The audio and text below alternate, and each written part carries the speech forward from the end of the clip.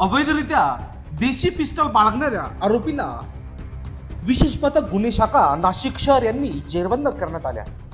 दिनांक 11/5/2024 रोजी पवार कॉलनी, महालक्ष्मी नगर, मखमलाबाद, नाशिक या भागात ही कारवाई करण्यात आली आहे. या प्रकरणी महाराष्ट्र शस्त्रबंदी अधिनियम 3/25 सह महाराष्ट्र पोलीस कायदा कलम 135, 37, 3A कायद्यानुसार गुन्हा दाखल करण्यात आला. विशेष पथक गुन्हे शाखेकडील पोलीस नाईक दत्तात्रय चकोर हे पोलीस पथकासह गस्ती घालत असताना यावेळी त्यांना खबऱ्याने महालक्ष्मी नगर, मखमलाबाद येथे एक संशयित आरोपी हा देशी पिस्टल घेऊन येत असल्याची माहिती मिळाली.